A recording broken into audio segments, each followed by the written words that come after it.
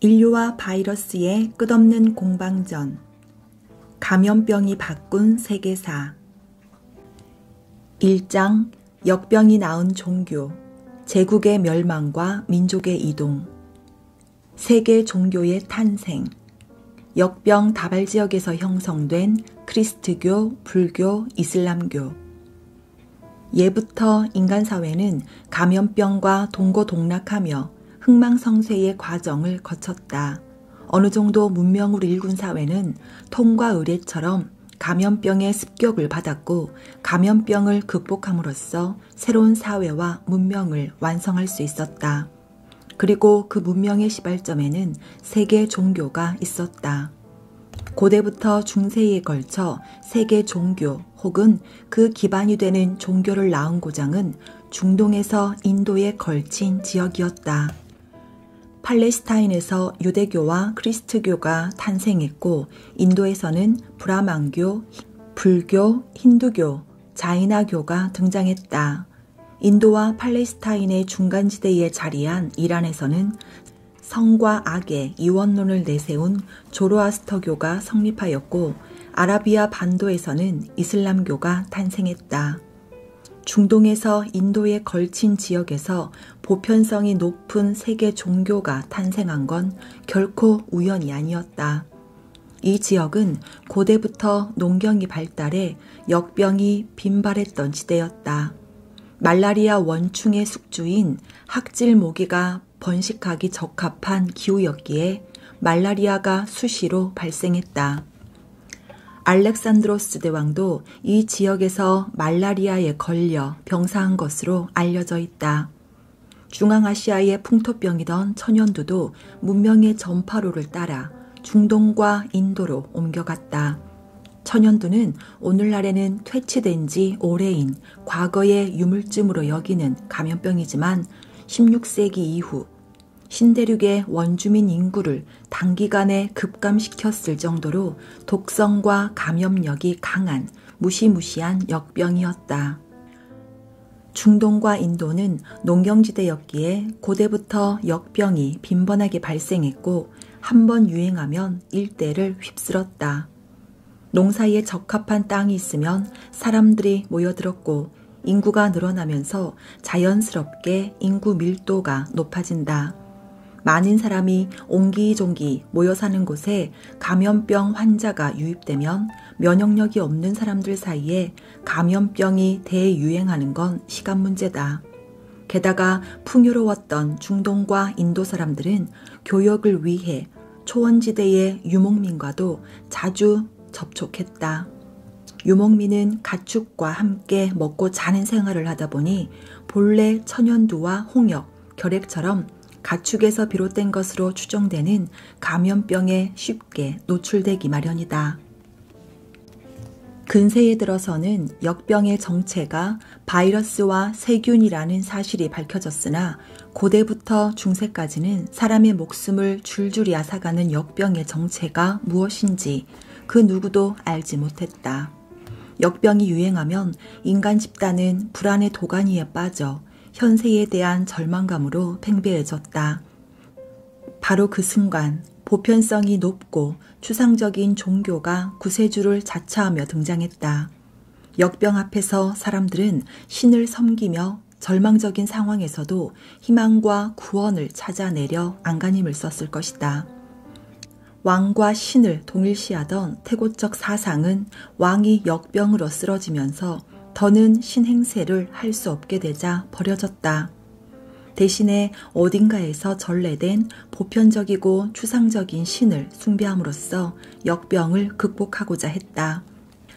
이런 과정은 보편적인 세계 종교를 탄생시키는 데 기여했고 그 세계관은 지금까지 살아남아 우리가 사는 세상에 강력한 영향력을 행사하고 있다. 역병이 없었더라면 이슬람교도 크리스트교도 불교도 없었을 것이다. 아테네 번영의 종말.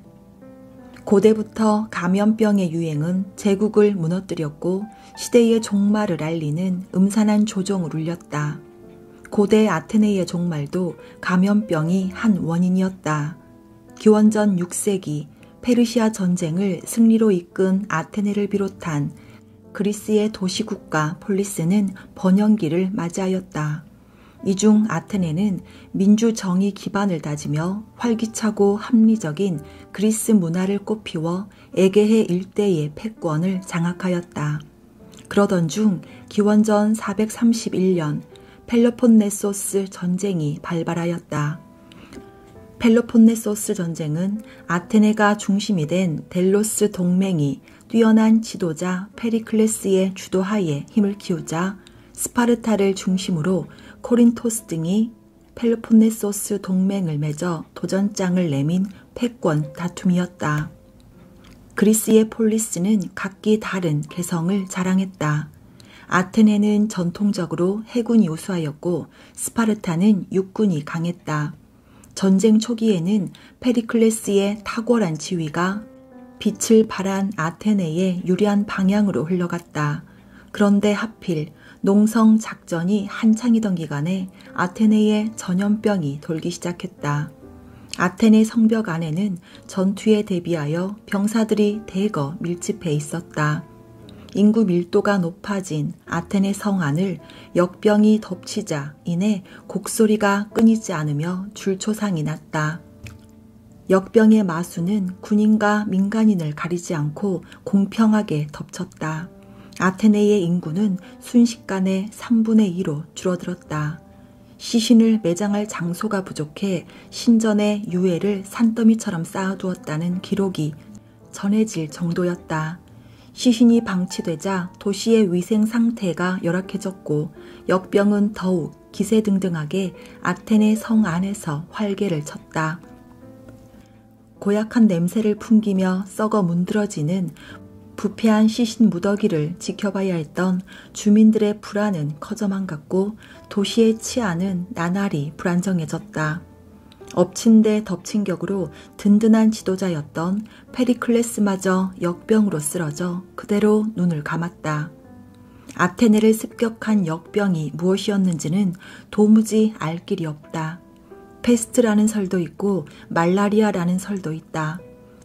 어느 쪽이 맞는 말이든 상관없이 역병이 아테네에서 자연 발생하지 않은 것만은 확실하다.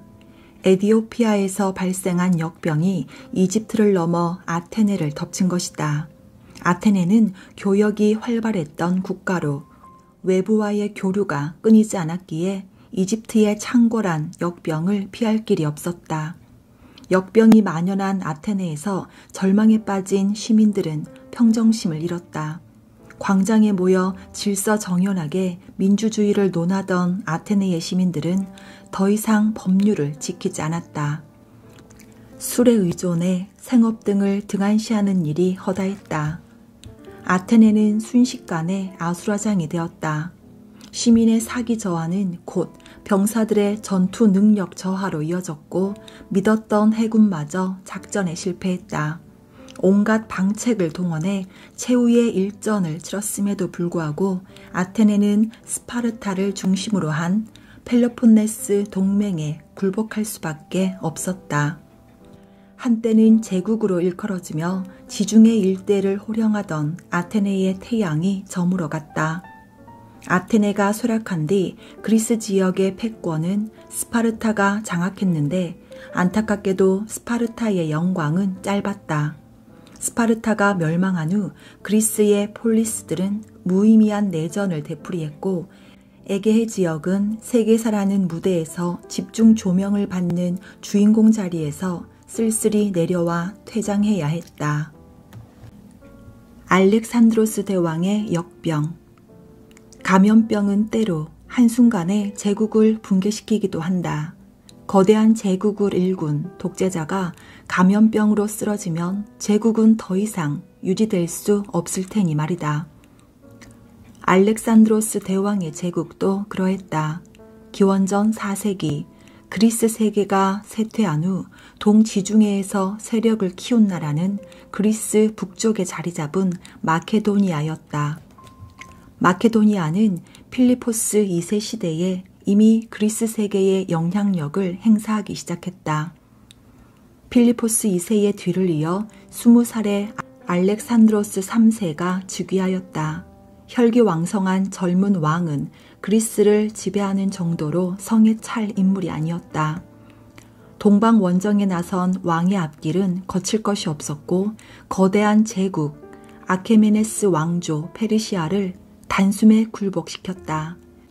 뒤이어 박트리아와 소고디아나를 제압하였고 마침내 인도에 도달하였다.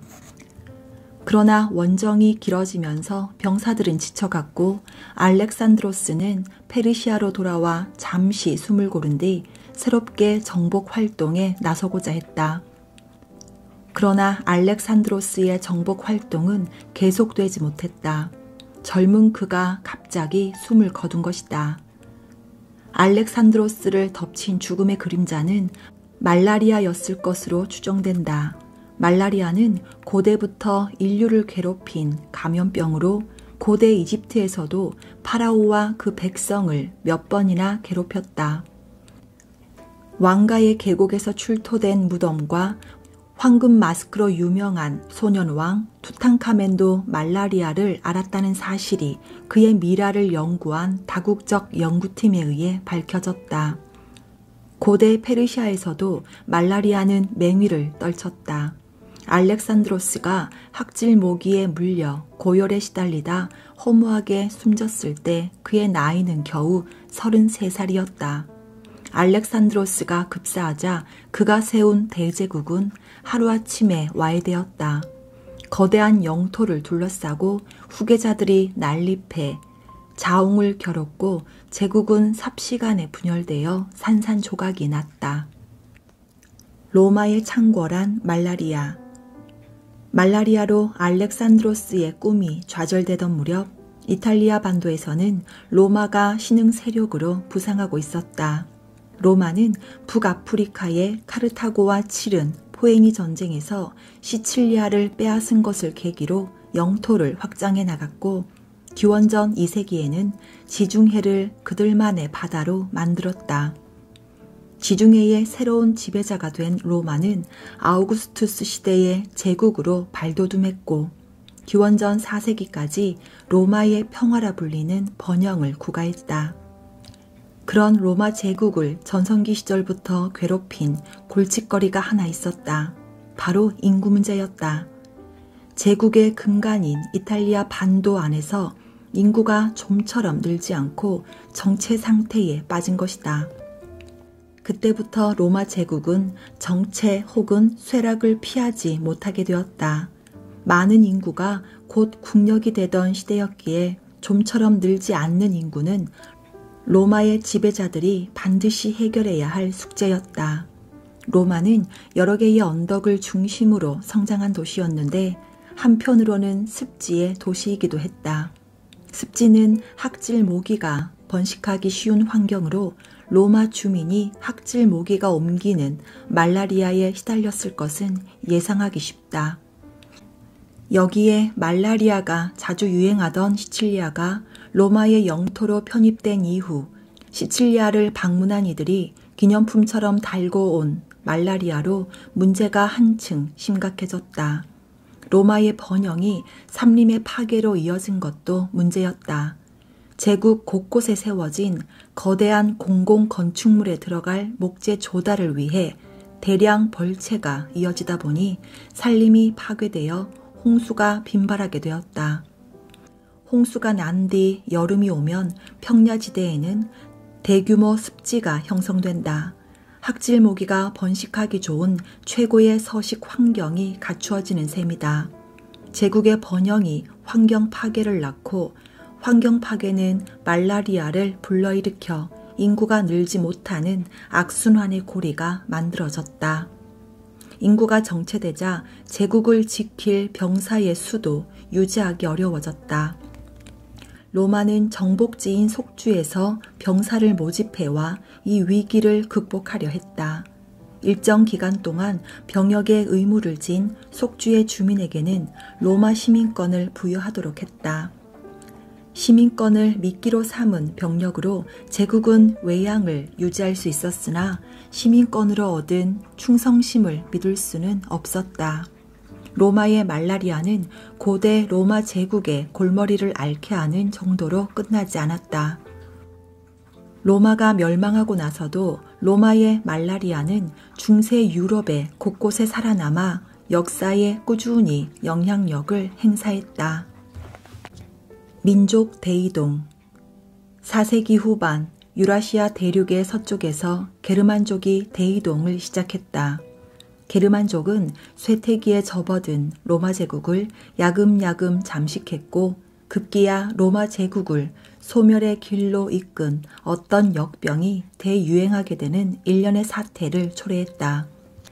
게르만 일족인 동고트족과 소고트족은 본래 흑해 연안에 거주했었다. 그들은 유럽을 가로질러 이동했는데 소고트족은 유럽의 서쪽 끝인 이베리아 반도에 나라를 세웠다.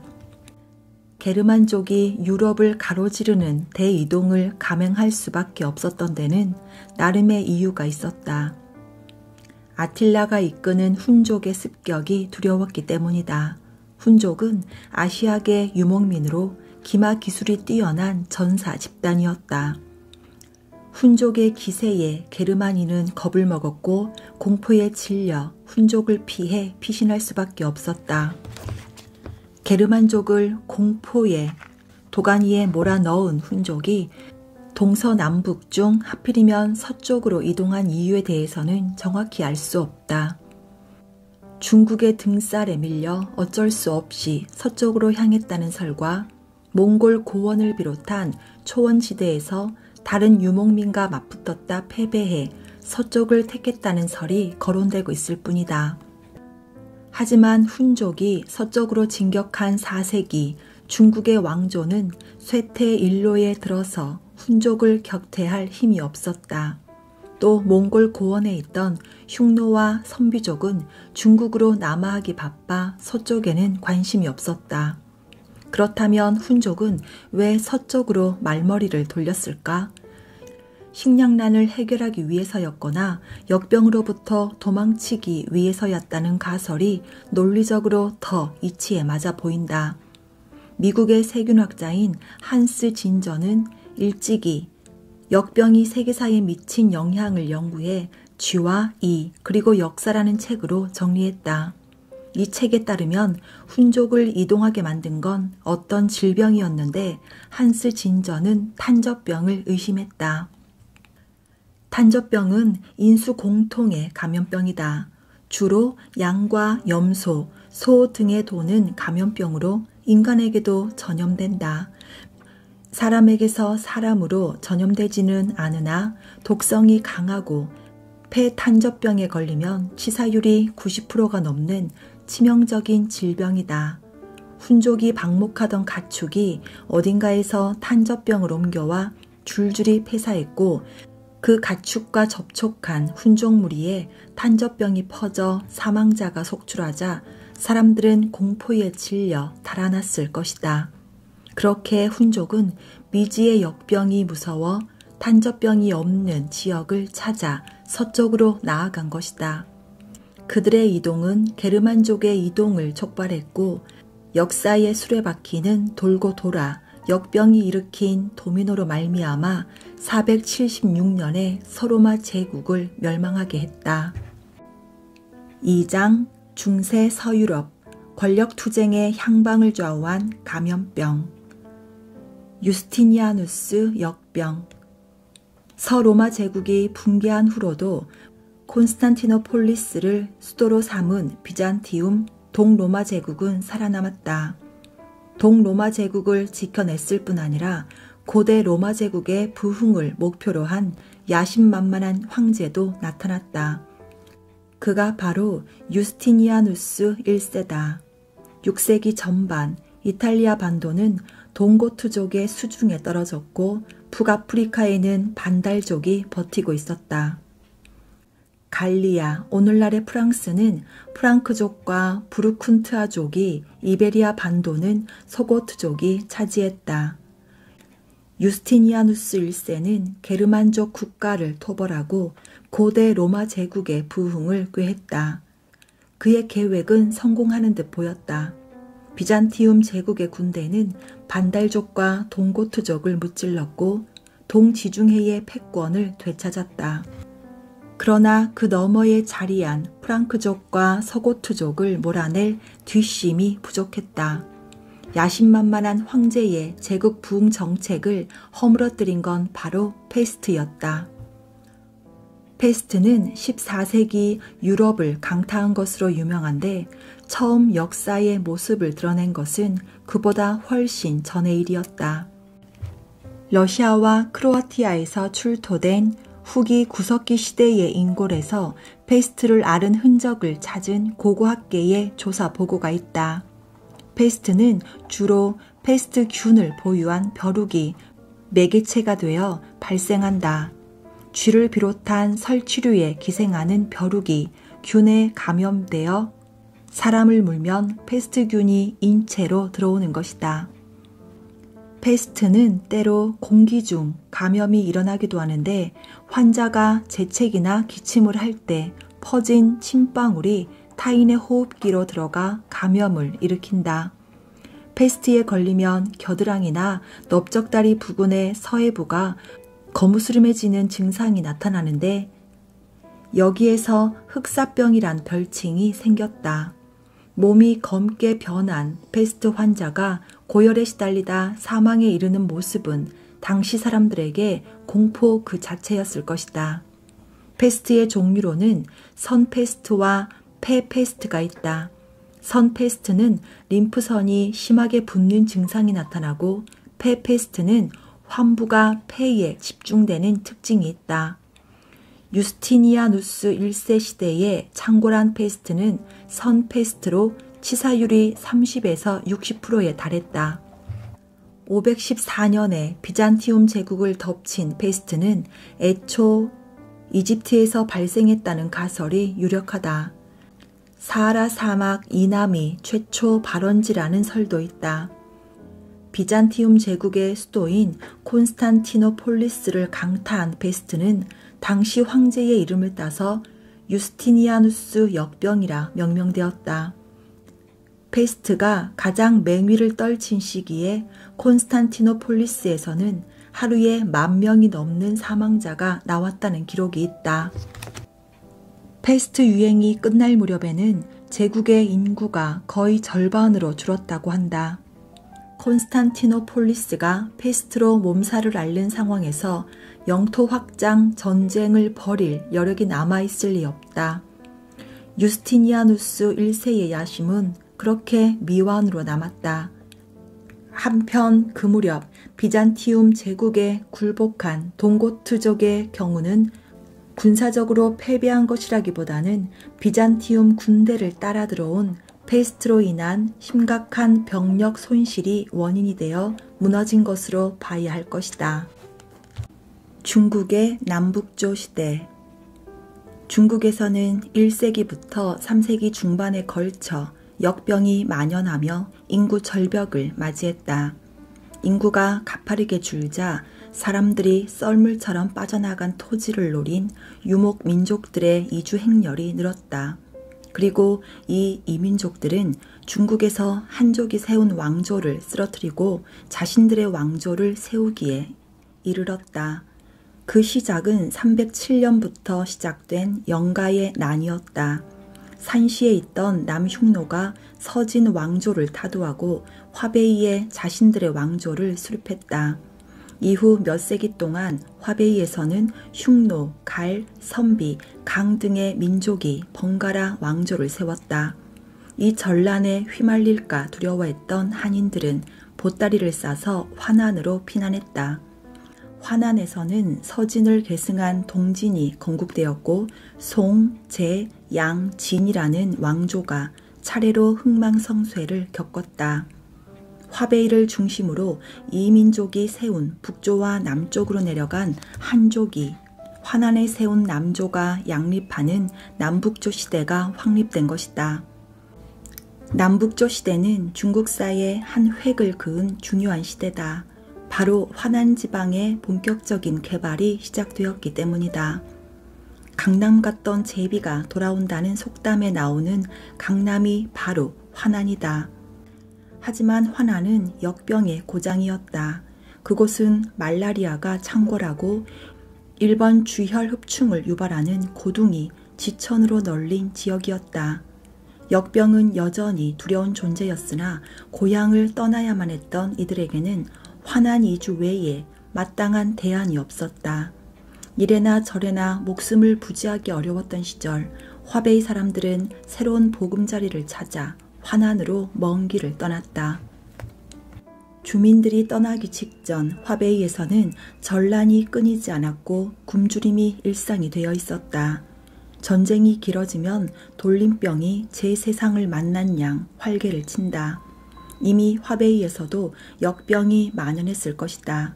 그러자 화베이에 남아있을 때 닥칠 위험과 화난으로 이주했을 때 감수해야 하는 위험의 정도가 엇비슷해졌다. 그나마 화난은 식량 사정이나 배를 곪지 않을 수 있다는 소식이 들려왔다. 사람들은 화난 이주라는 도박에 자신과 가족의 운명을 걸었다. 화베이 사람들의 이주로 화난 개발이 시작되자 화난 지방의 농지가 기하급수적으로 확장되었다.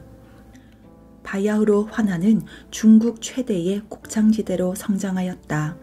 훗날 남북저를 통일한 수 제국은 황허강과 양쯔강을 잇는 대운하 건설에 나서는데 화난의 식량과 부를 화베이로 옮기기 위한 국가적 사업이었다. 사람의 발길이 거의 닿지 않던 화난이 몇 세기 만에 급속히 성장한 것이다.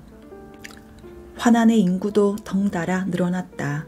기원전 1세기 황허강과 양쯔강 유역의 인구 비율은 9대1 수준이었는데 8세기에는 6.5대 3.5 수준까지 좁혀졌다. 물론 화난 개발은 역병과의 사투였다. 화난으로 이주한 사람들은 역병에 시달리면서 병을 수용하고 극복하는 법을 알아갔다.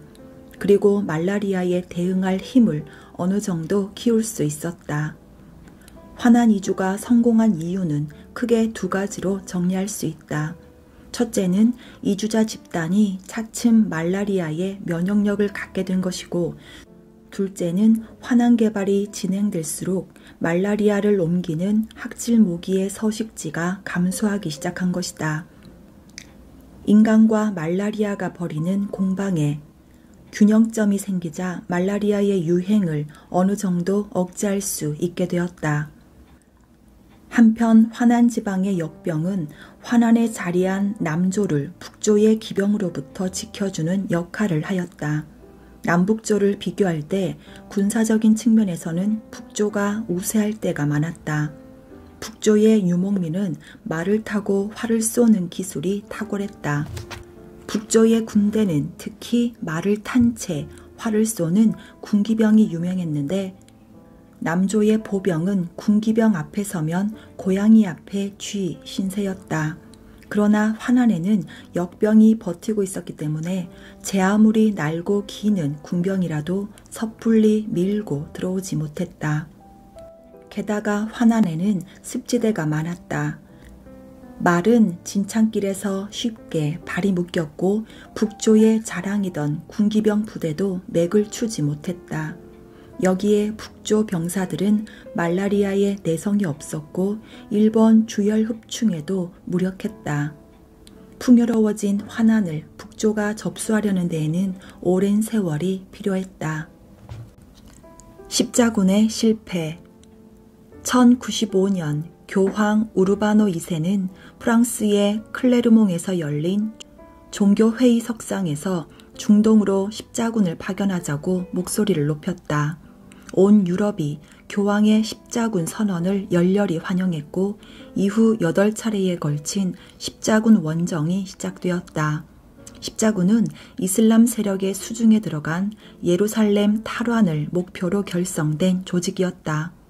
제1차 십자군은 예루살렘 탈환에 성공했으나 이내 예루살렘은 아이유브 술탄국을 세운 살라딘에게 성지를 되돌려 주어야 했다. 성지 반환 후 수세에 몰린 십자군은 이윽고 예루살렘에서 물러났다. 십자군은 유럽의 군사력을 총동원한 결정체였다. 그런데도 십자군 원정은 실패로 끝났다. 물론 살라딘 같은 강력한 적이 출현하기는 했다. 그러나 십자군 원정에 미친 역병의 손길을 무시할 수 없다. 십자군은 적과 싸우기 전부터 역병에 걸렸고 굶주림에 시달리면서 전사자보다 병사자와 아사자가 많은 지경에 빠졌다. 1096년에 시작된 제1차 십자군에서는 왕들은 직접 나서지 않고 제후만 참전했는데도 약 30만 명의 병력을 모집할 수 있었다. 그런데 이 대부대가 예루살렘을 탈환했을 때는 병력이 6만 명까지 줄어 있었다. 그 후 1101년에는 2만 명까지 줄어들었으니 90%가 넘는 병력을 상실한 셈이었다. 1147년부터 시작된 제2차 십자군도 비슷한 참상을 겪었다. 제2차 십자군에서는 프랑스 왕 루이 7세, 신성 로마 제국의 황제 콘트라 3세가 몸소 참전했고 10만 명에 달하는 병력을 동원했다. 그러나 원정은 실패했고 남은 병력은 고작 5천 명 정도였다. 사망자 명단에는 전사자보다 병사자가 훨씬 많았다. 십자군은 역병으로 대규모 병력을 잃고 기세가 꺾였다. 십자군 병사들을 덮친 역병의 종류는 실로 다양했다. 말라리아와 이질, 괴열병이 차례로 십자군을 괴롭혔다. 이질에는 두 가지 종류가 있다. 이질균이 원인인 것과 단세포 기생충인 아메바가 유발하는 아메바성 이질이 그것이다. 어떤 종류의 이질이든 병원체에 오염된 물과 물을 먹으면 이질에 걸릴 수 있다. 이질 감염을 퍼뜨리는 생물로는 지파리류가 있다. 이질균을 부착한 지파리가 음식물 위에 앉으면 그 음식에 이질균이 묻는다. 음식이 이질균에 오염되었다. 음식이 이질균에 오염되었다는 사실을 모르고 사람이 그 음식을 먹으면 이질에 걸린다.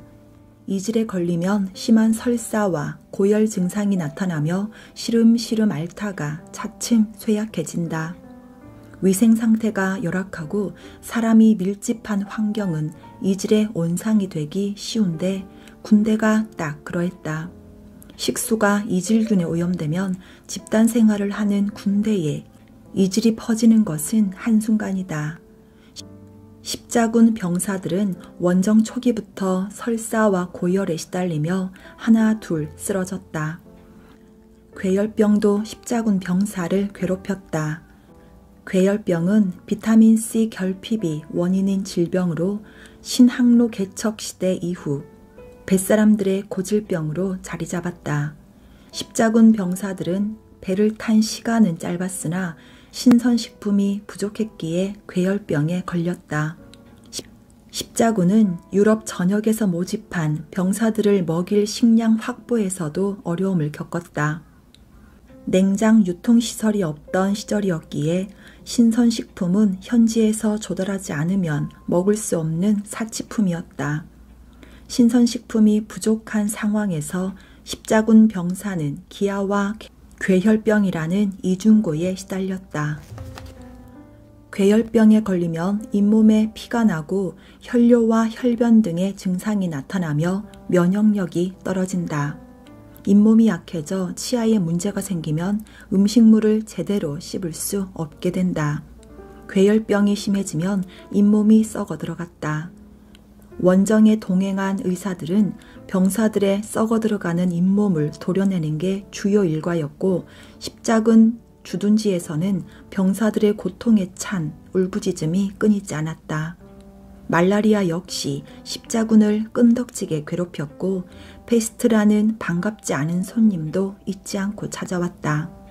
십자군 원정은 역병 앞에 무력해져 실패가 예정된 전쟁이었다. 십자군 원정으로 중동에서 곰지라고 부르는 애급쥐가 유럽으로 들어왔다. 애급쥐는 인간의 주거지 근처를 행동 반경으로 삼는 설치류로 십자군 원정 전까지는 유럽에 서식하지 않았다. 애급쥐가 유럽에 정착하며 14세기 페스트 대유행이라는 비극의 막이 오를 준비가 차근차근 갖추어졌다. 14세기 페스트는 애굽지에 기생하는 벼룩이 매개체가 되었기 때문이다. 스코틀랜드 구국의 영웅. 감염병은 재앙이었지만 중세 스코틀랜드에서는 나라를 구한 구국의 영웅이기도 했다. 13세기 말 스코틀랜드에는 잉글랜드 왕 에드워드 1세가 지배하고 있었다. 스코틀랜드는 알렉산더 3세 시절에 강국으로 부상했으나 왕이 낙마 사고로 급사하면서 급격히 국운이 기운 상태였다. 왕의 갑작스런 서거 이후 왕위 계승자가 부재해 위기를 겪던 와중에 왕으로 옹립된 인물이 존 발리올이었다. 존 발리올은 잉글랜드의 에드워드 1세의 입김이 강력하게 작용하여 부각된 인물로 잉글랜드 왕의 허수아비일 뿐이었다. 이후 에드워드 1세는 존 발리올을 폐위했는데 꼭두각시로 부릴 수 있는 새로운 왕을 옹립하지는 못했다. 어찌되었든 에드워드 1세는 스코틀랜드 귀족들을 잉글랜드 왕의 신하로서 충성을 서약하게 했고 스코틀랜드는 잉글랜드에 정복당한 속국 신세로 전락했다. 스코틀랜드는 그때까지 잉글랜드보다 약소국이기는 했어도 독자적으로 왕실을 유지한 독립국가였다. 그런데 애써 지켜온 독립을 한순간에 빼앗긴 것이다. 스코틀랜드에서는 윌리엄 월리스가 일어나 나라를 되찾기 위한 싸움에 나섰으나 결국 에드워드 1세의 군대에 패하고 말았다. 윌리엄 월리스는 처형당했고 사지가 조각조각 찍힌 처참한 죽음을 맞이했다. 윌리엄 월리스가 처형당한 후 후일 로버트 1세가 되는 로버트 브루스가 봉기했다. 그는 왕가의 피를 물려받은 인물이었다. 에드워드 1세는 당시 이질에 걸려 있었는데 로버트 브루스를 토벌하기 위해 무리하게 말에 올라탔다. 에드워드 1세가 회복했다면 로버트 브루스도 윌리엄 월리스와 같은 운명을 맞이했겠지만 이질은 에드워드 1세의 목숨을 앗아갔다. 에드워드 1세가 세상을 떠난 후 아들 에드워드 2세가 잉글랜드 왕으로 즉위했는데 에드워드 2세는 선왕이 벌인 일에는 관심이 없었다. 에드워드 2세는 스코틀랜드 통치에 영 흥미가 없었다. 에드워드 2세는 폐위되었고 유폐된 뒤 감옥에서 폭행을 당해 사망한 불운한 왕이었다. 한편 에드워드 1세를 잃은 잉글랜드군은 오합지졸로 변해 로버트 브루스가 이끄는 스코틀랜드군에 각지에서 패했다. 1314년 로버트 브루스는 스코틀랜드에서 잉글랜드군을 모조리 몰아내고 독립을 회복했다. 스코틀랜드에 있어 이질은 나라를 구한 기특한 역병이었다. 3장 몽골 제국의 시대. 페스트가 유라시아 대륙을 덮치다. 몽골의 평화. 14세기 유라시아 대륙을 페스트가 강타했다. 그때까지 유라시아 각지에서 페스트가 몇 차례 발생한 적이 있으나 14세기의 대유행만큼 심각한 적은 없었다. 14세기에 페스트가 창궐한 이유는 무엇보다도 세계화의 영향이 컸다.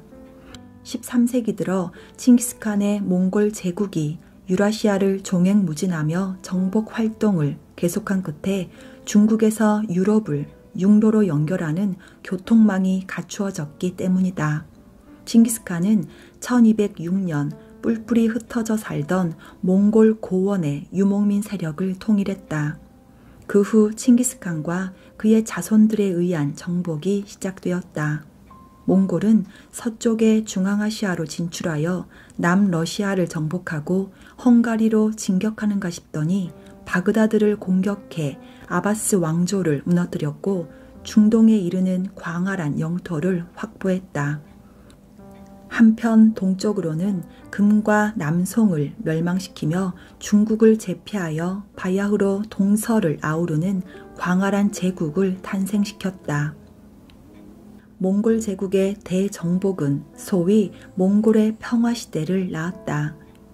그때까지 유라시아 대륙의 동서육로를 통한 왕래는 중앙아시아의 여러 세력 등이 걸림돌이 되어 쉽지 않았는데 몽골이 이를 제압하며 길을 연 것이다. 이탈리아 상인인 마르코 폴로가 중국을 제압한 몽골 제국의 수도 캄발리크, 지금의 베이징을 방문할 수 있었던 것도 세계화의 공이 컸다. 하지만 대규모 인구 이동이 일어나면 병원체를 보유한 사람과 동물들도 따라서 이동하기 마련이다. 유라시아 세계는 한편으론 유례 없는 역병의 유행에 직면하고 있었다. 14세기에 발생한 페스트의 발상지를 두고서 이설이 분분하다. 윌리엄 맥닐은 전염병의 세계사에서 중국의 윈난 혹은 버마를 페스트의 발생원으로 추정했다. 몽골이 중국 한복판에 세운 원은 13세기 중반 윈난 지방과 버마를 정복했다.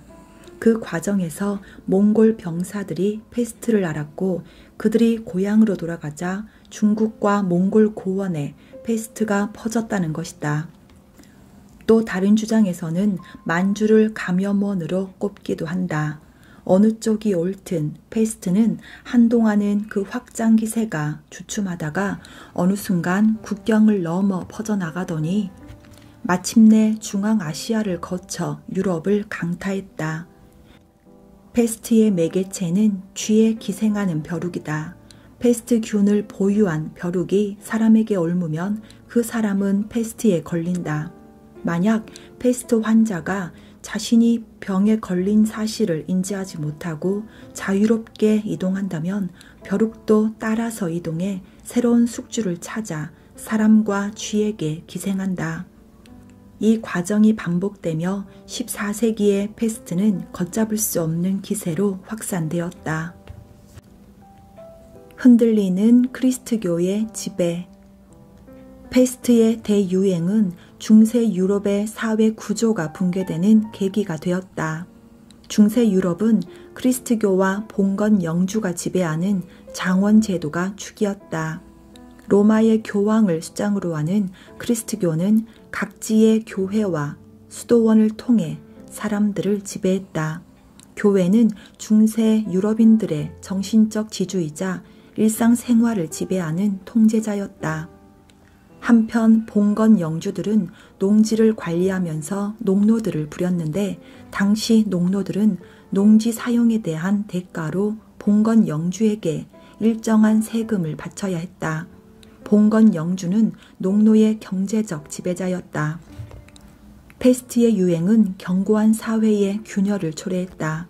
먼저 교회가 붕괴 조짐을 보였다. 페스트가 유럽을 휩쓸 때 교회는 무기력하기만 했다. 기도의 힘으로 페스트를 고치는 것은 불가능했다. 성직자들마저 페스트로 쓰러졌고 그들의 사망을 목격한 사람들의 신앙심은 흔들렸다. 그때까지 성직자들은 특별한 계층으로 페스트 따위가 감히 덤비지 못하는 성스러운 존재로 여겨졌다. 하지만 새로 부임한 사제까지 페스트로 쓰러지자 사람들은 교회의 등을 돌렸다. 성직자라고 해서 다 같은 성직자도 아니었다. 유능한 성직자가 사라진 자리를 채우려고 그리스트교 교단은 경험과 학식이 부족한 자에게 사제 서품을 내렸다. 자격 미달의 성직자를 마주한 사람들의 실망감이 얼마나 컸을까? 그리스트교 교단은 본래 역병 환자를 구제해 신자를 확보하곤 했는데 페스트는 교회에서 감당할 수 있는 수준을 넘어선 것이었다. 인도해야 할 어린 양들이 많아지자 영혼의 구제도 쉽지 않았다. 페스트가 맹위를 떨치던 무렵 로마의 교황은 어디에서 무엇을 하고 있었을까? 교황은 프랑스 아비뇽에 있었다. 당시 교황청에 강한 영향력을 행사하고 있던 프랑스의 왕과 프랑스 출신 추기경들이 교황을 왕의 허수아비로 만들어 조종하고 있었던 것이다. 교황은 지도력을 상실하고 페스트의 공포 앞에 떠는 나약한 인간으로 전락했다. 그 시절 유럽에는 채찍질로 고행하며 기도하는 집단이 등장했다. 이 고행자 집단은 상반신을 탈의하거나 알몸인 채로 십자가를 짊어지고 채찍질을 하며 이 마을 저 마을을 떠돌아 다녔다. 고행자들이 서로의 몸을 채찍으로 때릴 때마다 그들의 피부는 상처로 얼룩지고 피가 흘러내렸다. 고행자들은 끔찍한 고통을 감내하며 고행을 이어나갔다. 유럽에서 등장한 이 고행자 집단은 신앙이 위기를 맞은 상황에서 탄생했다. 고행자들은 오직 강한 신앙심만이 페스트를 극복할 수 있는 힘이 될 것이라고 믿었다. 아무것도 해결하지 못하는 무력한 로마 교회에 대한 일종의 불만의 표시이기도 했다. 유럽에서는 페스트가 유행할 때마다 신앙심이 시험대에 올랐다. 종교개혁가인 잉글랜드의 존 위클리프와 체코의 얀 후스의 유지를 받든 보헤미안 공동체가 로마 교황의 비판자로 떠오르기도 했다.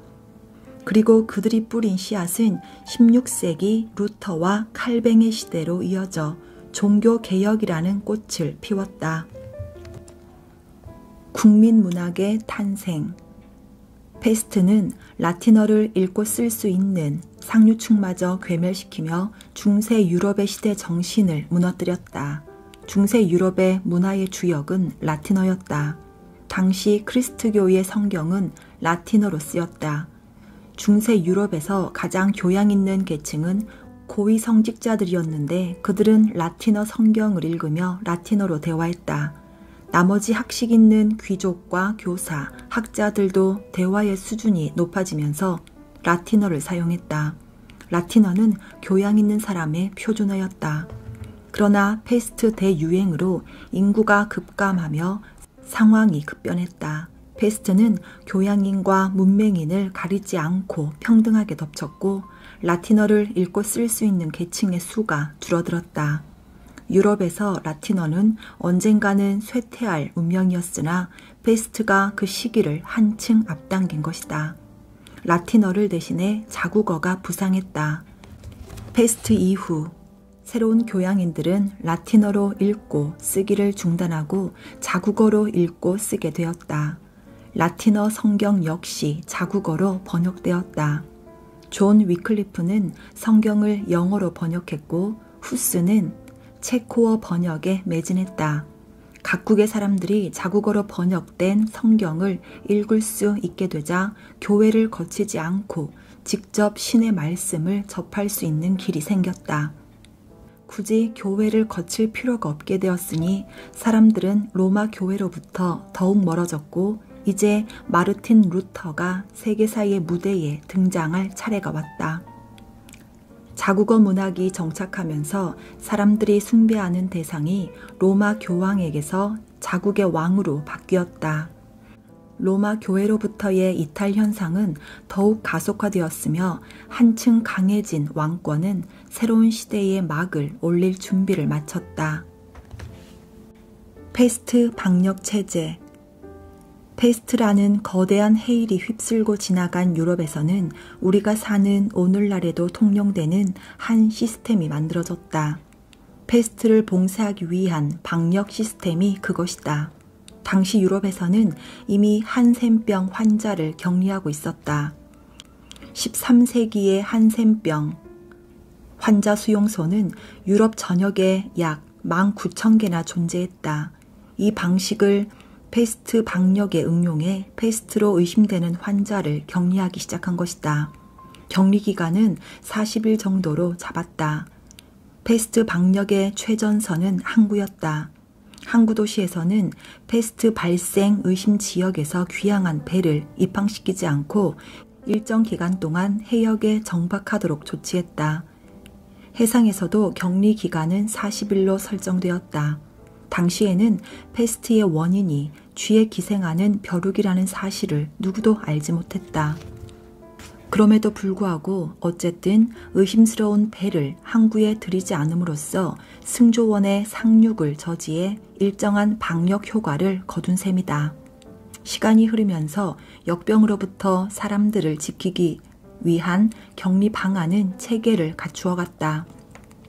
2020년 코로나19가 확산되는 과정에서 유럽에서는 수많은 사상자가 발생하는 가운데 도시 봉쇄령이라는 계엄령에 버금갈 정도의 강력한 방역 대책이 채택되었다. 유럽에서 사람들의 이동을 통제하는 봉쇄 조치가 취해질 수 있었던 배경에는 패스트가 유행하던 시절에 탄생한 격리 사상이 자리하고 있었다. 2020년의 유럽에서 우리는 코로나19를 통해 중세의 격리 사상이 계승된 모습을 목도한 것이다. 차별과 박해. 패스트 방역을 명분으로 진화한 격리 사상은 사실 차별과 박해라는 말과 종이 한 장 차이에 불과한 것이었다. 패스트로 인한 공포에 사로잡힌 유럽인들은 사회적 약자와 잠재적인 적에 대한 끊임없는 박해를 가했다. 유럽인들의 주된 표적은 유대인이었다. 애초에 크리스트교들 사이에서는 유대교나 유대인에 대한 반감이 자리하고 있었다. 예수를 십자가에 매달라고 선동한 이들이 유대인이라는 이유에서였다. 예수 본인이 유대인이라는 사실은 제쳐놓고 유대인에 대한 막연한 징후가 전 유럽에 무르익은 상태였다. 그러던 차에 유대인이 패스트를 퍼뜨렸다는 소문이 돌았다. 유대인이 우물에 독을 타서 패스트가 퍼졌다는 황당한 소문까지 퍼졌는데 안타깝게도 많은 이들이 이 소문을 믿었다. 패스트의 원인을 그 누구도 알지 못하던 시절이었다. 유대인이 범인으로 지목되자 사람들은 그럴 줄 알았다며 고개를 끄덕였다. 많은 유대인들이 도시에서 추방되거나 일정한 구역에 갇혀 사는 신세가 되었다. 유대인 일가족에 대한 학살 사건도 심심치 않게 일어났다. 한센병 환자 역시 공격과 격리의 대상이었다. 한센병 환자가 우물을 오염시킨다는 이야기가 유럽 각지에 퍼지자 한센병 환자를 더욱 꺼림칙하게 여기게 되었다. 한센병 환자 수용소가 습격당하고 한센병 환자를 살해하는 사건까지 터졌다. 사는 곳이 달라지면 박해의 대상도 달라지는지. 이베리아 반도에서는 아랍인이 박해의 대상이 되었다. 8세기 이후 이베리아 반도는 이슬람 세력권에 편입되었는데 유럽인들은 이 지역을 되찾기 위해 레콩기스타에 나섰다. 레콩기스타가 진행되는 과정에서 이슬람 교도인 아랍인이 패스트를 퍼뜨린 주범이라는 의혹이 제기되었고 그리스도교가 공격하는 대상이 되었다. 영국과 프랑스의 100년 전쟁. 패스트의 대유행은 영국과 프랑스 사이에 벌어진 100년 전쟁마저 중단시켰다. 100년 전쟁은 패스트 상륙 이전인 1337년에 시작되었는데 초기 전황은 영국 측에 유리하게 돌아가는 듯 했다.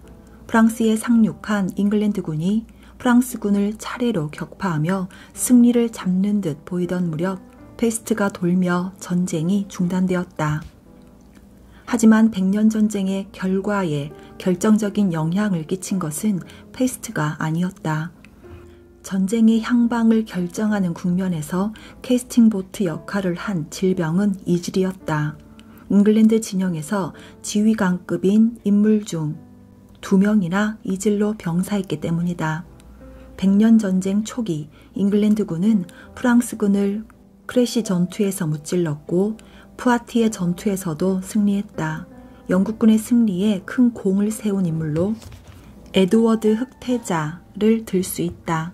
에드워드 3세의 장남인 그는 푸아티의 전투에서 파죽지세로 전장을 누비며 프랑스의 장 2세를 포로로 잡는 등의 공을 세웠다. 그랬던 그가 1376년 이질에 걸려 목숨을 잃었다. 이질은 전쟁터를 고정적으로 찾는 단골 손님 같은 전염병으로 당시 잉글랜드군도 이질을 달고 살았다. 프랑스군에 대승한 크레시 전투에서도 잉글랜드군은 이질로 고생을 꽤나 했다. 이질에 걸려 설사가 멈추지 않자 일부 병사들은 아예 바지를 입지 않고 전투에 나섰을 정도였다. 전세가 프랑스 측에 불리하게 돌아가는데도 프랑스 병사들은 그런 잉글랜드 병사를 조롱하기에 이르렀다. 바지도 안 입고 돌아다니는 영국놈들, 민망하게 엉덩이를 노출하고 다니는 미개인자들이라며 조소한 것이다. 그러던 와중에 이질로 영국군 군단장급의 주요 지휘관이 쓰러졌다. 에드워드 흑태자의 죽음으로 시리에 빠진 잉글랜드군의 사기가 한층 저하되었다. 숨통이 끊어지기 직전이었던 프랑스는 이질 덕분에 아슬아슬하게 목숨을 보존할 수 있었다. 엎친 데 덮친 격으로 잉글랜드에서 에드워드 흑태자를 이어 헨리 5세가 이질로 저세상 사람이 되었다. 헨리 5세는 프랑스군을 상대로 대승을 거두었고 1420년에 트루아 조약을 체결하며 프랑스의 왕위 계승권까지 확보한 왕이었다. 프랑스의 샤를 6세의 딸을 왕비로 맞아 프랑스 궁정을 완벽히 장악할 만반의 준비가 되었던 터였다. 헨리 5세의 야망은 이질 앞에서 무력했다. 34살의 짧은 생이었다. 반면 그의 죽음으로 프랑스는 화를 면할 수 있었다. 프랑스는 잔다르크가 등장할 때까지 잉글랜드의 고전을 면치 못하던 상황이었다. 하지만 중요한 국면마다 잉글랜드군의 주요 인물이 연달아 이질로 쓰러지면서 결국 잉글랜드는 프랑스에 굴복할 수밖에 없었다. 4장 신항로 개척으로 인한 유럽의 재평과 신대륙의 비극. 이탈리아 전쟁과 매독. 1494년 샤를 8세가 이끄는 프랑스군이 이탈리아를 침공했다. 샤를 8세는 나폴리에 대한 왕위 계승권을 주장하며 이탈리아에서 이권을 획득하기 위해 호시탐탐 침공 기회를 노리고 있었다. 1559년까지 이어진 길고 지루한 이탈리아 전쟁은 이렇게 시작되었다. 프랑스군 앞에 르네상스 시대 이탈리아의 도시국가들은 싱거울 정도로 쉽게 약점을 노출했다. 당시 유럽 최강으로 일컬어진 프랑스군에게 저항다운 저항조차 하지 못하였고 샤를 8세가 지휘하는 프랑스군은 어린아이 손목 비틀듯 손쉽게 나폴리를 점령했다. 그런데 프랑스군은 의외의 복병을 만나 이탈리아에서 철수를 결정할 수밖에 없게 된다. 교황 알렉산드르 6세가 프랑스 포위에 대항할 신성 동맹을 제창하고 나선 것에 더해 군대 내에 매독이 만연했던 것이다. 프랑스군 병사들은 나폴리 거리에서 만난 여자들과 몸을 섞어 매독에 걸렸다. 매독의 병원체는 트레포네마 팔리듬균이다. 성관계로 인하여 이 균이 사람 간에 전파되면 인체는 좀먹게 된다. 현재 매독은 항생제로 어느 정도 다스릴 수 있고 설령 매독에 걸린다고 해서 바로 증상이 나타나지도 않는다. 하지만 15세기 말에 유행하기 시작한 매독은 달랐다. 오늘날의 매독보다 훨씬 독성이 강했다고 추정된다. 당시 매독에 걸리면 증상이 빠르게 진행되면서 치사율도 높았다. 프랑스군 진영에는 제대로 거동조차 할 수 없을 정도로 쇠약해진 병사들이 속출했고 전투 능력을 상실한 군대를 두고 볼 수 없었던 샤를 8세는 철수 명령을 내릴 수밖에 없었다. 샤를 8세에게 일격을 가한 매독은 신대륙에서 콜럼버스와 함께 귀환한 병이라는 게 지금까지의 통설이다. 매독은 신대륙의 풍토병 중 하나로 선주민은 이미 매독에 대한 면역력이 어느 정도 있었지만 유럽인들은 없었다. 신대륙을 향한 콜럼버스의 항해는 1492년의 일로 그가 유럽으로 금이 환양한 후 얼마 지나지 않아 매독이 유럽 전역에 퍼졌다고 한다. 그런데 최근 들어 매독의 신대륙 기원설에 이의를 제기하는 학계의 목소리가 들려오고 있다. 콜럼버스의 항해 이전부터 유럽에 매독이 잠재하고 있었다는 주장이다. 영국에서는 14세기에 사망한 수도사의 유해에서 매독을 앓은 흔적이 발견되기도 했다. 다만 콜럼버스의 신대륙 항해로 시작된 신항로 개척 시대가 매독을 단숨에 전 세계로 퍼뜨리는 역할을 한 것은 사실이다. 1498년 바스쿠 다가마가 희망봉을 돌아 인도로 가는 항로를 개척하자 매독은 순식간에 인도까지 도달했다. 그 후 동남아시아, 중국으로 급속히 전파되었고 1512년에는 일본의 오사카에서도 매독 환자가 발생했다는 보고가 있다. 동아시아 일대에 기승하던 왜구들이 일본 열도로 매독을 옮긴 것으로 추정된다. 매독으로 쓰러진 왕들. 16세기에는 매독이 세계적으로 대유행하여 매독의 세기라고 불러도 과언이 아니다. 당대 최고의 권력자였던 왕들도 매독을 피해가지 못했다. 잉글랜드의 헨리 8세와 모스크바 대공국의 차르 이반 4세도 매독으로 죽음에 이르렀다. 매독 외에도 헨리 8세와 이반 4세는 왕조를 혼란에 빠뜨리고 대를 끄는 업을 쌓았다는 공통점이 있다. 두 왕은 모두 몇 번의 이혼과 결혼을 반복했다. 헨리 8세는 6명의 왕비를 두었고 첫 번째 아내와 이혼하기 위해 카톨릭에서 이탈해 잉글랜드 성공회를 설립했다. 이반 4세는 7명의 여성과 결혼했다. 두 왕 모두 언제 매독에 걸려도 이상하지 않을 정도로 사생활이 문란했다. 그런데 두 사람은 여자는 많았어도 자식복이 없었다.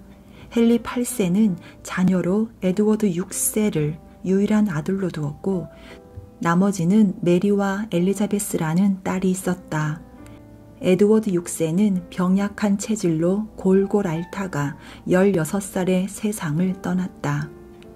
누나들인 메리 1세와 엘리자베스 1세가 즉위했으나 모두 후사를 보지 못했기에 튜터 왕조는 대가 끊길 수밖에 없었다. 뇌제라는 무시무시한 별명으로 알려진 폭군의 대명사 이반 4세는 헨리 8세보다도 자식 복이 없어서 요절한 자녀가 많았다. 그 중에서도 황태자로 책봉된 이반은 성인으로 성장했으나 어이없게도 정신이 나간 이반 4세가 폭주해 귀한 아들을 부직갱이로 때려 죽이고 말았다. 매독 말기에는 종종 정신 이상이 일어난다. 이반 4세는 매독 합병증으로 정신 착란을 일으킨 것일 수도 있다. 어쨌든 아들을 앞세운 그는 3년 후에 아들을 따라 저 세상으로 갔다. 남은 이반 4세의 아들인 표도르가 즉위했는데 병약해서 40살에 일찍 세상을 뜨며 이반 4세의 혈통은 대가 끊겼다. 모스크바 대공국은 소멸의 길에 들어섰고 새로운 로마노프 왕조가 탄생했다. 이반 4세와 헨리 8세 모두 정신착란 증상을 보였다. 정신이 온전치 못했는지 헨리 8세는 만년의 처형을 즐겼다. 이반 4세도 뇌제라는 별명답게 사륙을 즐겼다. 매독이 원인이 된 두 왕의 폭거는 나라를 혼란에 빠뜨렸고 결국 왕조의 교체를 불러왔다. 청의 부흥. 만주족은 역병을 다스리며 마침내 대제국으로 거듭났다. 만주족은 본래 여진이라 불리던 민족으로 16세기 후반에 등장한 누르하치에 의해 통일되었다. 누르하치는 1619년 사르후 전투에서 명군을 무찌르는 공을 세우며 장수로서 명성을 얻었다. 그의 8번째 아들인 홍타이지는 1636년 내몽골을 제압하고 국호를 청으로 바꾸며 명과 대립했다. 역사가 윌리엄 맥닐은 만주족이 명을 압박할 정도로 성장할 수 있었던 배경 중 하나로 만주족이 페스트를 통제한 것을 들었다. 패스트는 14세기 유럽에서의 대유행 이후로도 세계 각지에서 산발적으로 유행했다. 언제 여러 지역에서 동시다발적으로 패스트가 창궐한다고 해도 이상하지 않을 상황이었다. 만주에는 패스트균의 숙주인 설치류가 서식했는데 만주족은 이 설치류와의 접촉을 통제하는 법을 알았다. 만주에서 패스트균을 보유한 벼룩이 숙주로 삼았던 설치류는 마멋이라는 다람쥐과의 포유류다. 마멋의 가죽은 고급품으로 거래되었기에 만주족도 마멋을 잡아 가죽을 벗겨 상품으로 가공해 수입을 얻었다. 그런데 이 마멋이 패스트를 앓고 있었는데도 마멋을 숙주로 삼은 벼룩이 만주족 사냥꾼들에게 옮지 않았다. 오랜 기간 들짐승을 다룬 사냥꾼들은 이미 마멋이 지닌 병을 알고 있었고 마멋을 다루는 방법에 통달했기 때문이다. 마멋도 패스트에 걸리면 폐사학 일수였다. 그래서 사냥꾼들은 움직임이 굼뜬 마멋을 보면 사냥감으로 삼지 않고 가까이 다가가지도 않았다. 마멋대에 병이 도는 기미가 보이면 만주족은 가재도구를 몽땅 챙겨서 아예 마멋대와 멀리 떨어진 곳으로 이주했다. 만주족은 자신들만의 율법을 만들어 엄격하게 지켰다. 덕분에 패스트를 피할 수 있었고 인구도 유지할 수 있었다. 패스트를 통제할 정도의 조심성은 만주족이 청을 건국할 때까지 국력을 유지할 수 있게 한 버팀목이 되었다. 만주족과 마멋의 사례를 보면 한때 기세등등했던 중앙아시아 유목민족이 쇠퇴하게 된 원인 중 하나는 패스트와 관련이 있을 것으로 추정할 수 있다. 14세기 패스트가 대유행하기 전까지 중앙아시아의 유목민들은 농경 지역에 진출해 약탈을 자행하곤 했다.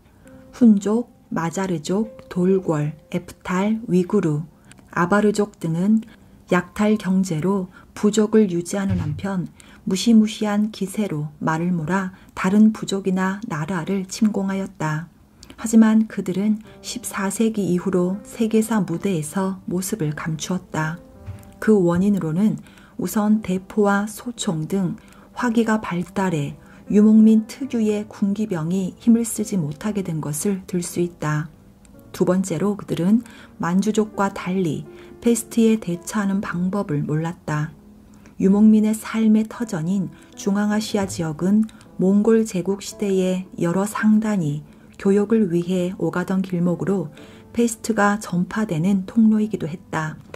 중앙아시아에 서식하는 설치류에 패스트균을 보유한 벼룩이 퍼질 때 유목민이 부주의하게 접근하기라도 하면 10중 8구 패스트에 걸렸을 것이다.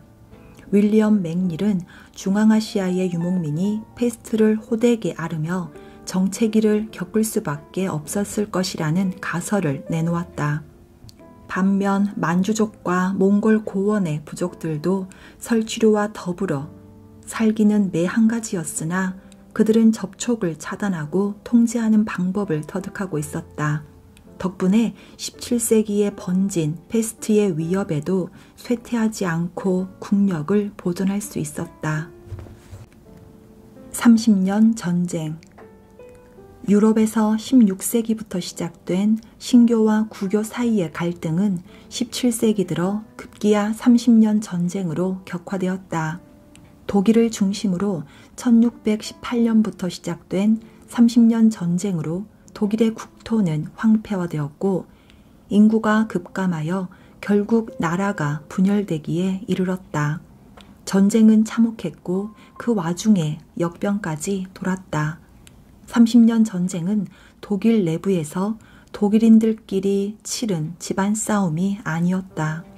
대국 스페인이 카톨릭 구교편을 들어 참전했고 프로테스탄트 신교 진영에는 스웨덴과 덴마크가 가세했다. 여러 나라의 군대가 독일 전역을 휩쓸며 곳곳에서 전투를 벌였기 때문에 도처에 역병과 기아가 만연하며 수많은 주민이 목숨을 잃었다. 30년 전쟁으로 인한 사망자는 약 750만 명으로 추정된다. 사망자 명단에 오른 이들 중 군인은 약 35만 명에 불과했고 나머지는 모두 민간인들이었다. 민간인과 군인의 사망자 비율은 약 20대 1로 너무 많은 민간인이 희생되었다. 민간인 희생자 중에는 전쟁보다도 역병과 굶주림으로 목숨을 잃은 이들이 많았다. 30년 전쟁은 역병의 전시장과도 같았기 때문이다. 30년 전쟁 초반에는 발진 티푸스가 유행했다. 발진 티푸스는 16세기 스페인과 프랑스가 이탈리아에서 벌인 전쟁에서도 대유행해 프랑스군을 괴롭혔는데 30년 전쟁에서도 재유행하였다. 30년 전쟁 후반에는 페스트가 맹위를 떨쳤다. 페스트는 14세기 대유행 이후 잊을만 하면 한 번씩 나타나 유럽을 휩쓸었고 30년 전쟁에도 어김없이 찾아와 활개를 쳤다. 발진 티푸스와 페스트 외에도 이질과 디프테리아, 장티푸스 등이 창궐했다. 30년 전쟁 시기 독일이 역병의 종합 전시장이 되었던 때는 몇 가지 이유가 있다.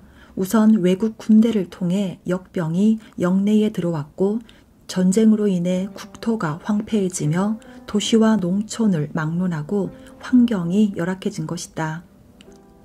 위생이나 청결과는 거리가 먼 환경 속에서 군대가 역병을 흩뿌리며 여기저기 휘젓고 다녔으니 역병이 퍼지지 않을 수가 없었다. 30년 전쟁은 1648년 베스트팔렌 조약이 체결되며 막을 내렸다. 베스트팔렌 조약은 여러 나라가 참여한 국제 조약의 본보기가 되었다. 각국은 종교 전쟁의 폐해를 깨닫고 평화를 되찾기 위해 움직였다. 사람들은 전쟁이라면 치를 떨었고 지긋지긋한 역병에 넌덜머리가 났다.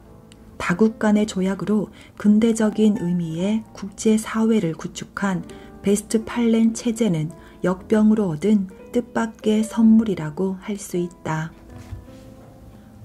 노예무역과 흑인 16세기부터 19세기에 걸쳐 유럽은 번영했다.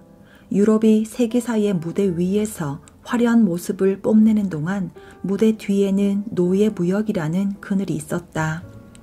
유럽 상인들이 아프리카 대륙에서 흑인들을 끌고 와 카리브해 일대의 사탕수수 플랜테이션 농장의 노예로 마구 부렸던 것이다.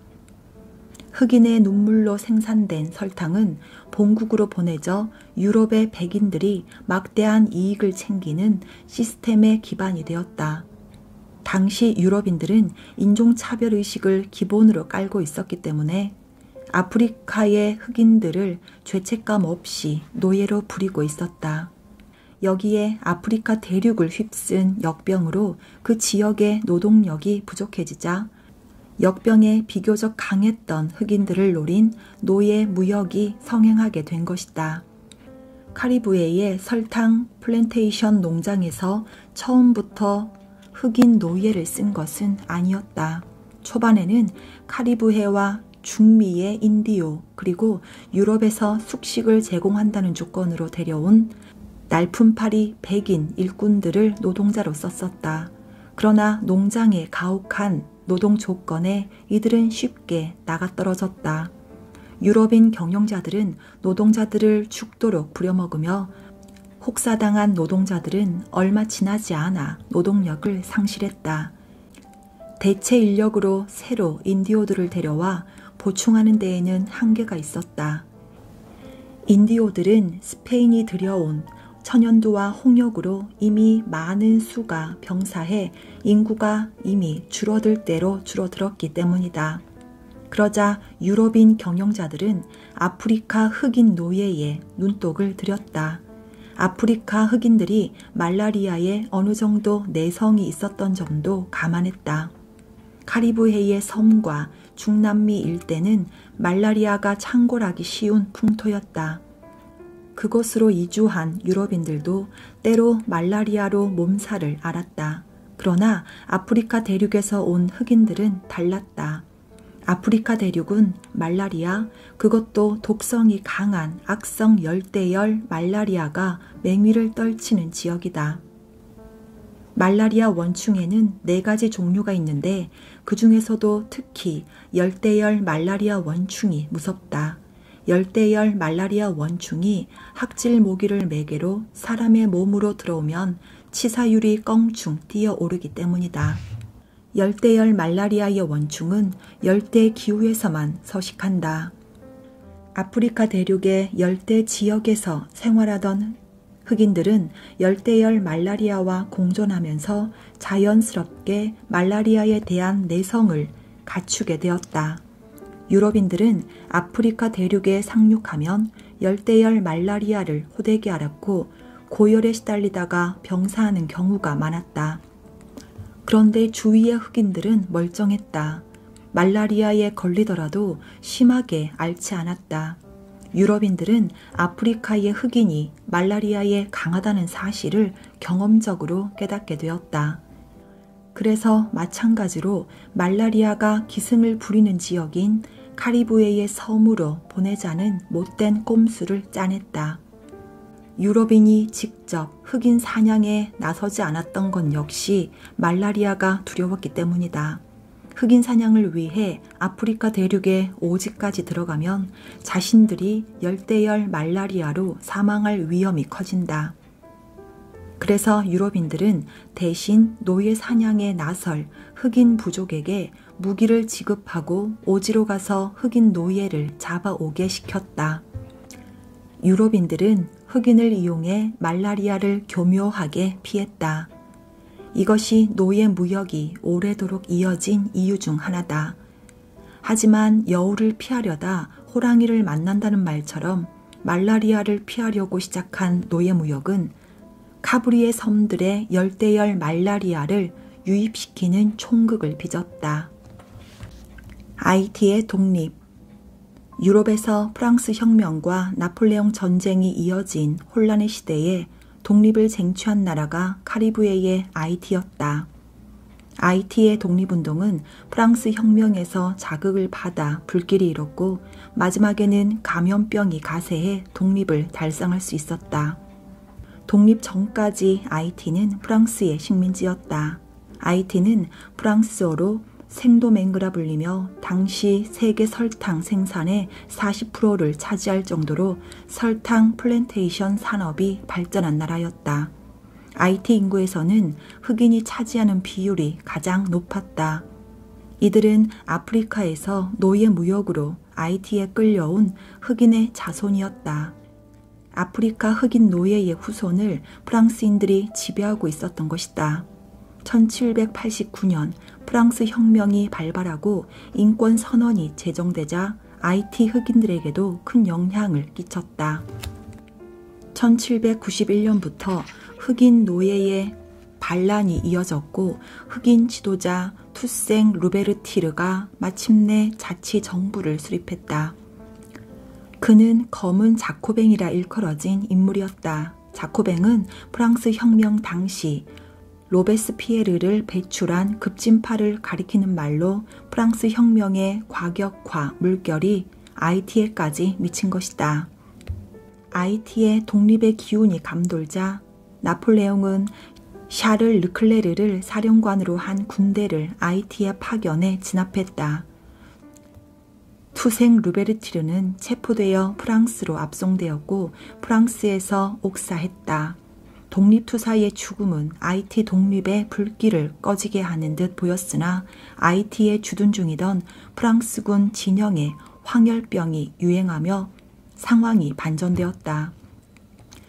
사령관 르클레르도 황열병으로 사망하였고 약 29,000명의 프랑스군이 황열병으로 목숨을 잃었다.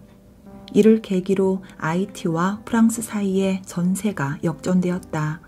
아이티 혁명군은 프랑스군을 무찔렀고 결국 1804년 라틴 아메리카에서 처음으로 독립을 이룰 수 있었다.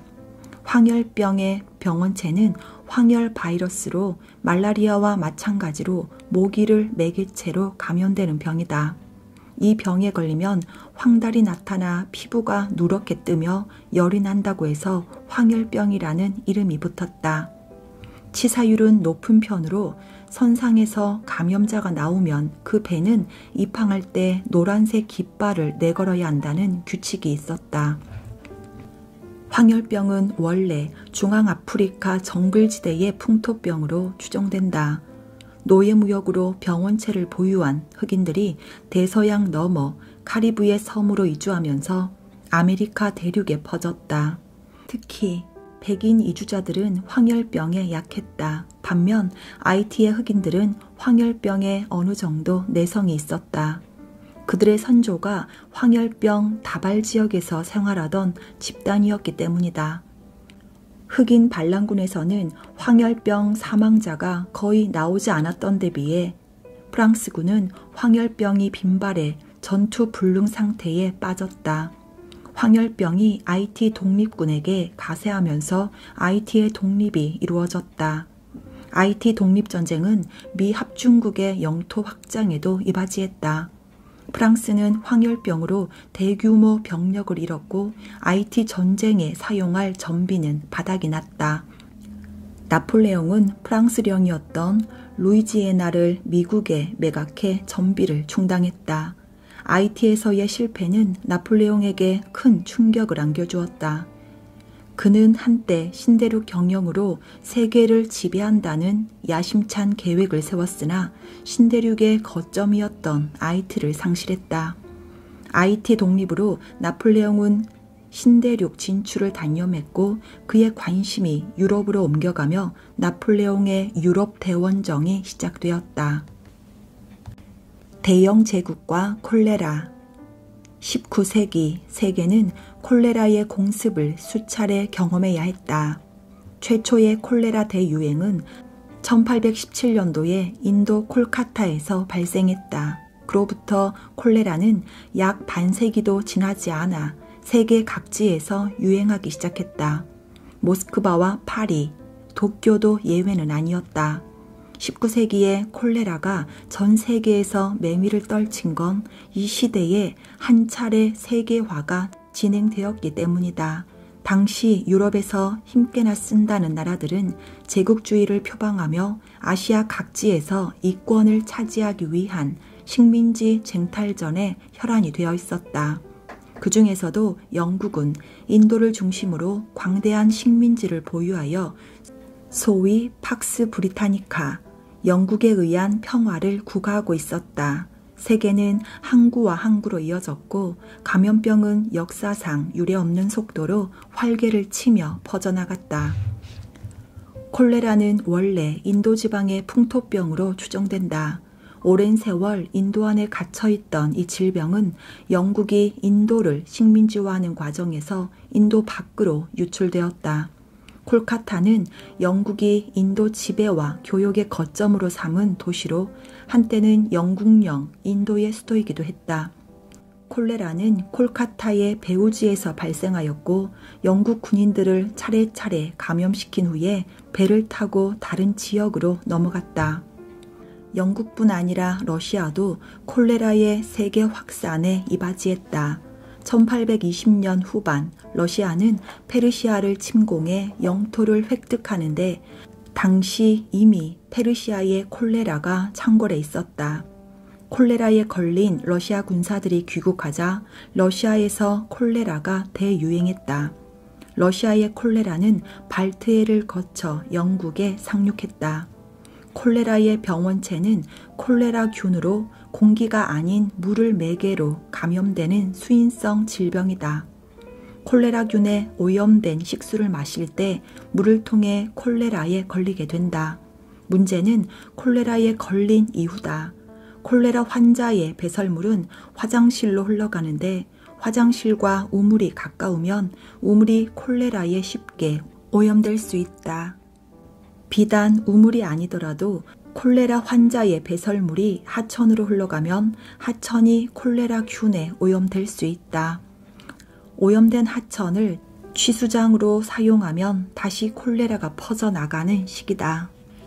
콜레라에 걸리면 심한 설사와 구토에 시달리며 쇠약해진다.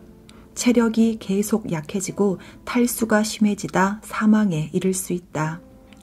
콜레라는 1822년 일본에 최초로 상륙했다. 이 당시 일본은 쇄국 정책을 실시했으나 한반도에서 쓰나미를 거쳐 시모노세키에 상륙한 콜레라가 오사카까지 치고 들어왔다.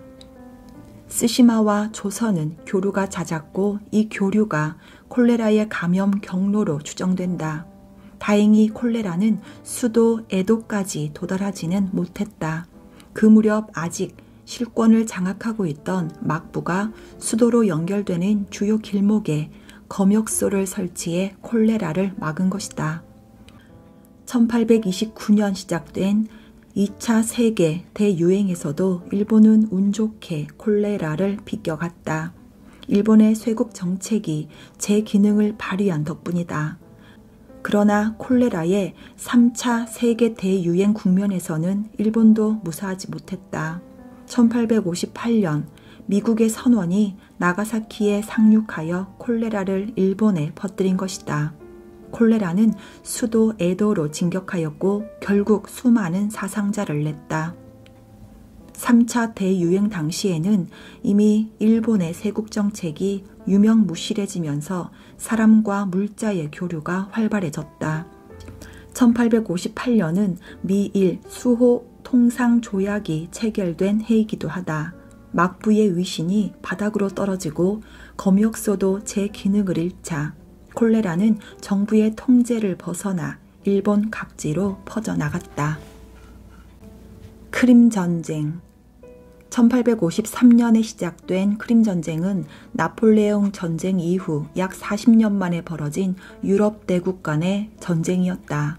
크림전쟁은 기존의 전쟁과 마찬가지로 감염병과의 사투이기도 했다.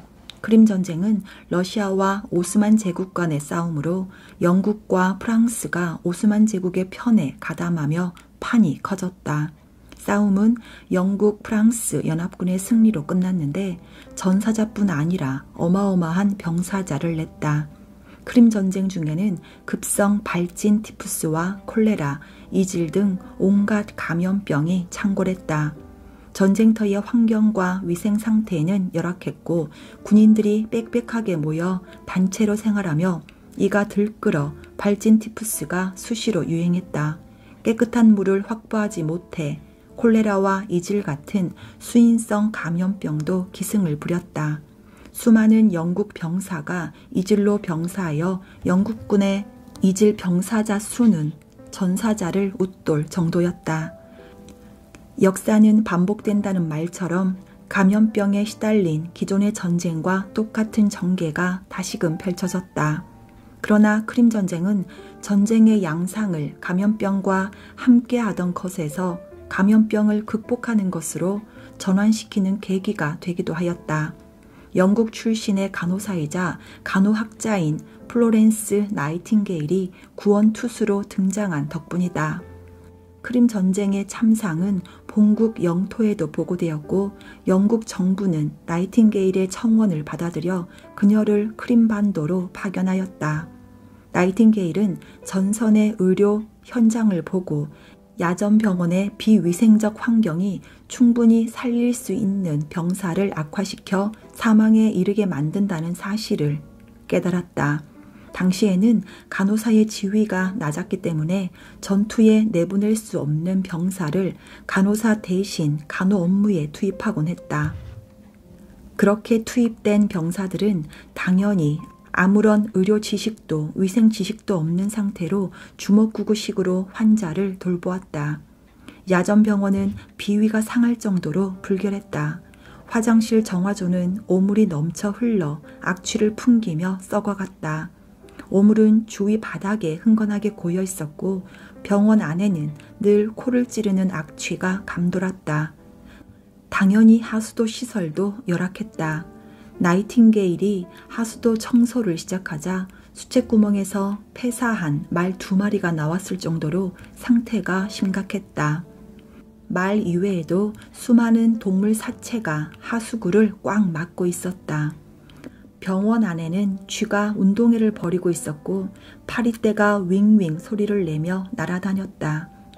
도저히 의료 처치를 할 수 있는 환경이 아니었다. 오염된 물을 부상병이 마시면 콜레라와 이질에 걸릴 수 있었고 이가 득실되는 침상의 눈 환자는 발진 티푸스에 걸릴 수 있었다. 나이팅게일은 야전 병원을 청결하게 관리해야 병사들의 헛된 죽음을 막을 수 있음을 깨달았다. 그녀는 뜨거운 물이 나오는 배관을 마련하였고 대걸레로 바닥을 박박 문질러 닦았다. 나이팅게일의 위생관리로 야전 병원에서는 한때 40%를 넘나들던 사망률이 5%까지 떨어지게 되었다. 그녀의 공은 본국에 전해졌고 20세기에 들어 전장의 위생 관리에 대한 중요성을 널리 알리는 계기가 되었다. 제2차 세계대전 1939년에 시작된 제2차 세계대전에서는 미국, 소련, 영국 등의 연합군이 일본, 독일, 이탈리아를 격파했다.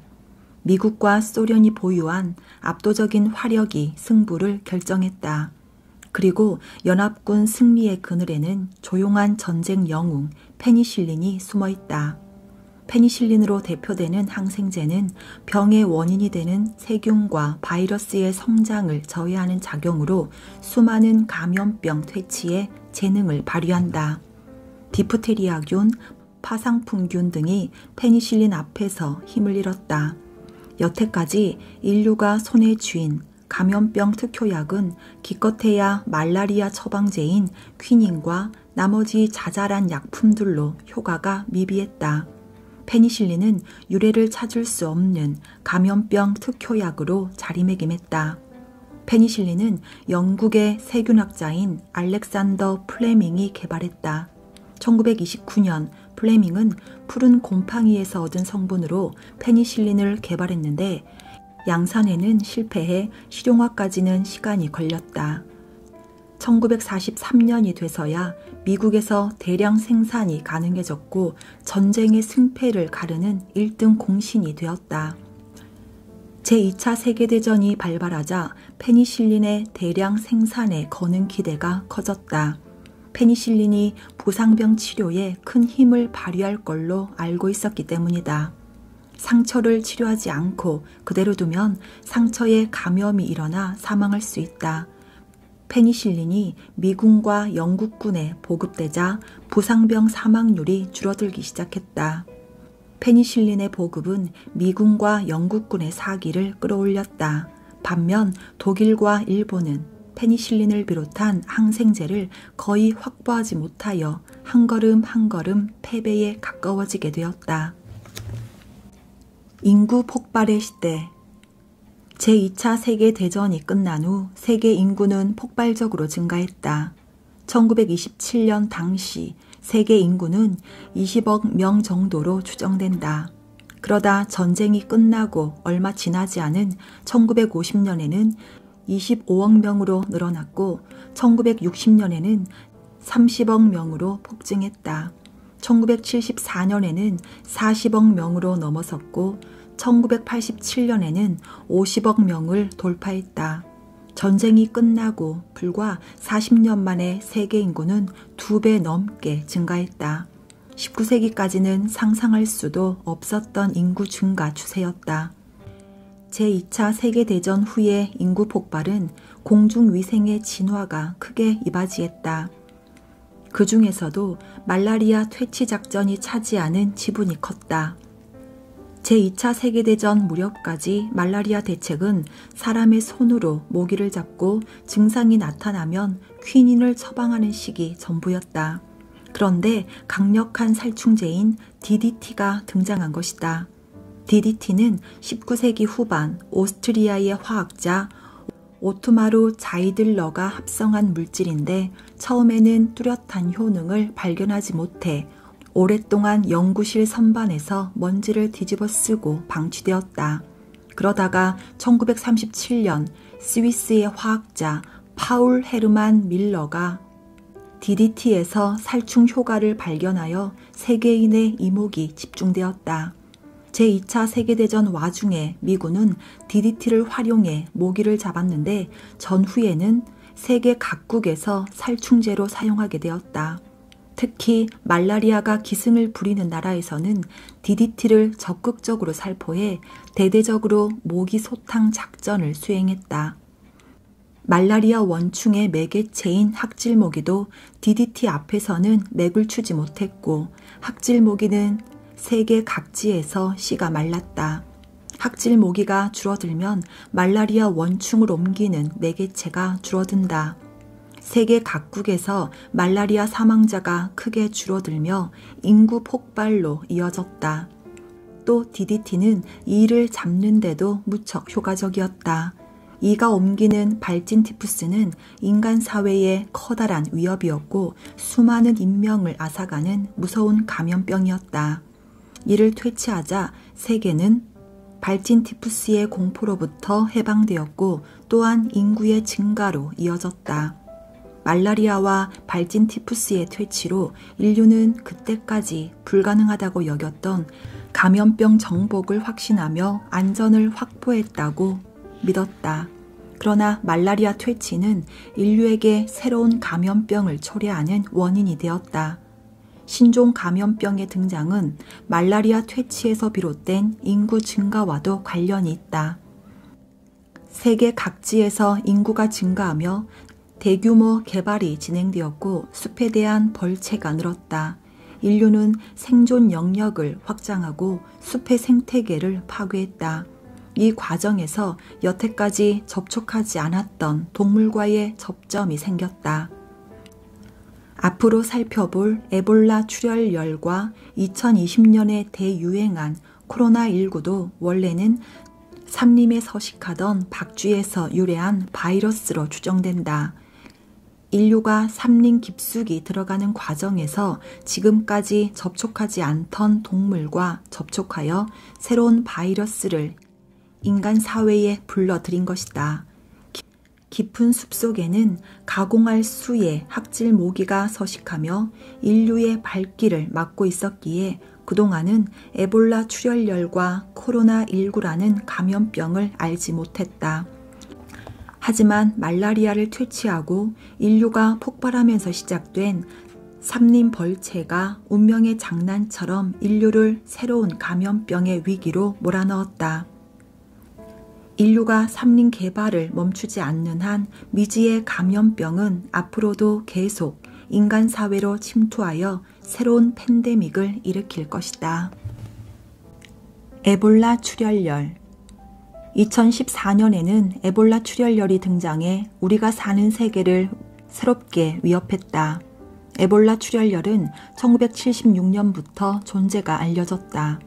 에볼라 출혈열의 병원체는 에볼라 바이러스다.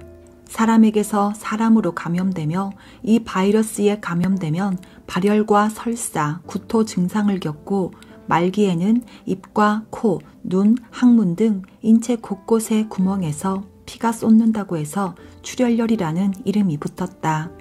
에볼라 출혈열의 사망률은 50%에 달해 패스트와 맞먹는 위협적인 감염병이다.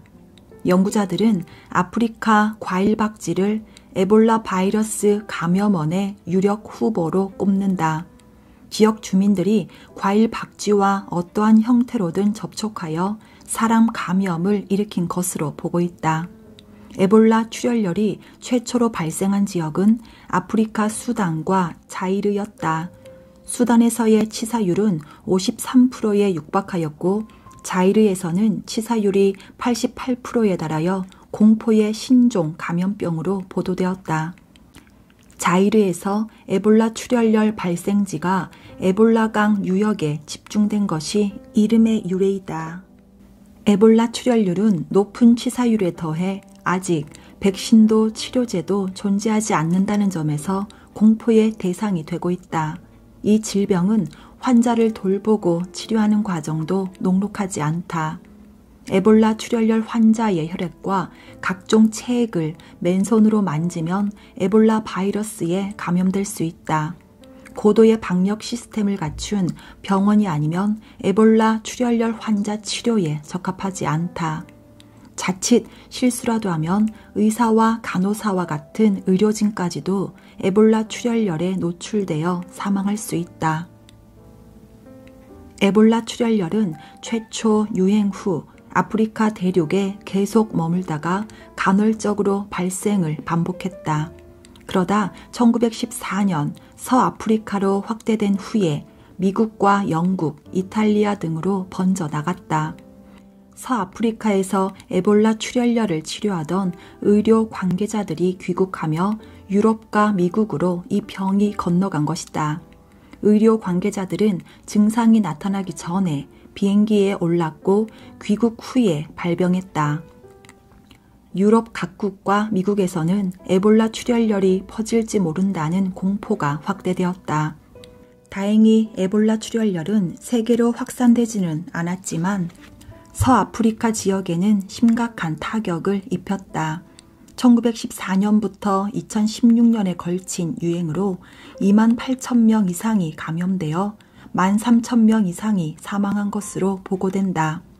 에볼라 출혈열은 공기로 감염되기 때문에 삽시간에 전 세계로 퍼져나갈 가능성이 충분히 있다. 이 때문에 전문가들은 여전히 우려의 눈길로 바라본다.